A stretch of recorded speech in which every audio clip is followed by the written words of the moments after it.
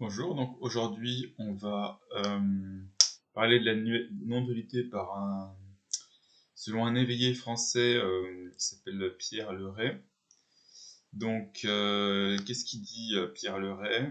Eh bien il parle du constat de la souffrance déjà, donc la souffrance ça va être la peur d'être abandonné, ça va être la tristesse, ça va être des émotions qui sont des contractions, ça va être la lutte entre la peur et le désir, c'est l'envie de fuir et l'envie d'aller vers le bonheur, le couple attraction-répulsion, une tension intérieure permanente. Donc, tout ça, d'où ça vient? Ça vient de l'ignorance, de l'identification égotique, du sentiment de séparation, de la saisie qui entraîne la tension et qui entraîne la souffrance. Ça vient de la croyance à l'ego personnage, la croyance à un bonheur extérieur, la croyance qu'on manque d'amour, la félicitation pour tout ce qui bouge et se meut dans le monde, et donc des stratégies d'évitement.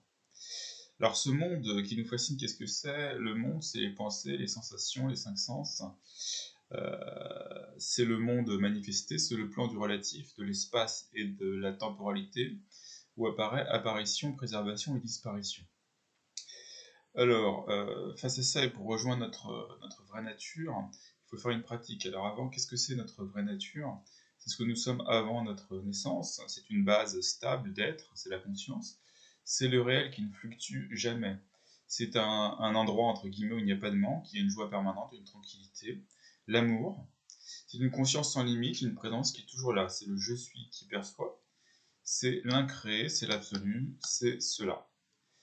Alors ensuite, quelle est la pratique? La pratique, c'est d'abord suivre son élan du cœur, oser être soi, oser être vrai, aller vers soi-même, accueillir en ayant de l'amour pour soi-même, être dans la conscience qui dissout les contractions émotionnelles, devenir plus conscient, conscientiser, voir ce qui arrive en nous, voir méditer pour voir le fonctionnement du mental, c'est aller vers un vécu direct, une expérience directe, et s'interroger.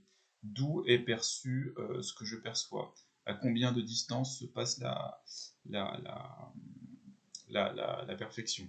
Donc tout est bienvenu, il faut autoriser les choses à surgir, laisser être ce qui est comme c'est, être ok avec ce qui est, vivre complètement ses émotions, les accueillir, et alors tout laisser se révéler automatiquement et se faire spontanément. Et ça débouche donc sur un yoga aussi de l'action, faire l'action à partir de la paix. Voilà, donc ça c'est pour la pratique. Et finalement, il y a la libération. Donc la libération, qu'est-ce que c'est? Ce qu'on appelle aussi mukti. C'est la reconnaissance de ce que j'ai toujours été, le sentiment de... Pardon, la reconnaissance de tout ce que j'ai toujours été, une espèce de bascule. C'est l'éveil, c'est la réalisation. C'est un sens de complétude et d'absence de manque. Il y a des envies, mais il n'y a plus de désir. Il y a des sentiments, mais il n'y a plus d'émotions qui sont des contractions. Tout apparaît depuis l'intérieur de cette tranquillité que l'on est. On est dans un je suis cela qui est partout. Le calme se sent partout. Il n'y a plus de sens du temps puisque le temps est un objet, comme l'espace d'ailleurs. On est dans un maintenant qui ne bouge pas. On est dans un maintenant complètement stable.